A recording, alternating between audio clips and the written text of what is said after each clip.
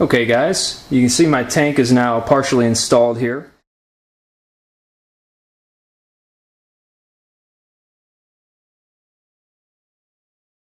I have some foam underneath and it's velcroed in with one velcro, and I'll show you how to access the velcro for the second part. Before I do that, you can see I've got all my tubing already set up, and I've color coded these. I've got the one going to my engine with red ties, the air with yellow, and the fill with green. I just did it that way just so I know for future reference. It's colors I always use, and I got two of them on there again to help keep it from slipping out at all. The red one to the engine simply goes forward through the mount box, out the center hole, and attaches to the engine where it has zip ties as well.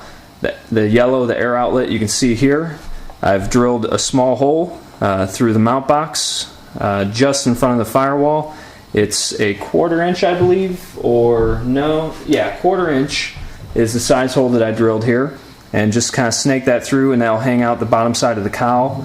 And then the last one is our green fill, and that just simply bends around, and there's pre-cut fill dot holes in the fuselage, so all you have to do is cut away the film covering, put your fuel dot in, secure it in with a nut. It's a little bit hard to reach there, so it's gonna, you're only gonna get partial turns with a wrench.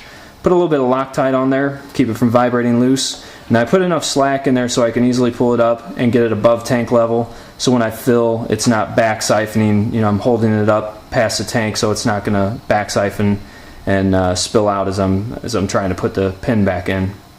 So that's all there is to that. Now, as far as getting your tank in there, the Velcro will simply, you'll take your Velcro and just overlap maybe two inches or so of it, just like that. And then on the underside of the plane, there's a hatch, and I've just got mine temporarily taped up there, and as a matter of fact, I may leave it that way just so I can easily access it and have one side remain hinged. I just use some clear Scotch tape. You can put some screws through there if you want to.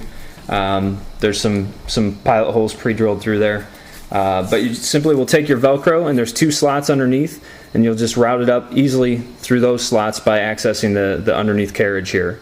Okay guys, and a couple close-up details here. I mounted my throttle servo using the triangular servo tray that's included in the kit. I simply just epoxied it, some 5-minute epoxy to the side of the wall, just outside of the mount box. Now the next thing is going to be to hook up the linkages, and in order to do that, I've drilled a hole in the mount box right about even with the engine mounts, maybe slightly to the left of them or to the outside of the standoffs, and just above that center line. And where I've got my servo placed, that'll keep me just about in line with my engine arm, the throttle arm. Okay, and you can see here I've added a plastic servo arm to the engine throttle arm, and that all I've done is take the screw out that was in the engine originally and put a plastic arm right on top of the other one, and then secured it in place with another bolt and nut, and that extends the arm and gives it a little bit more range of movement. It gives you a little smoother transition. Okay guys, now I have a ball link that's been secured with a bolt and a nut using Loctite, and this is going to slide through on the engine arm and then be secured with another nut. So the engine arm, control arm, is going to be sandwiched between the nut that's on here now and an outside nut to keep it in place. So you'll simply slide the opposite end of this rod through the hole we drilled in the firewall in the mount box, and then slide it into the connection on the servo arm, and then secure it to the arm on the engine.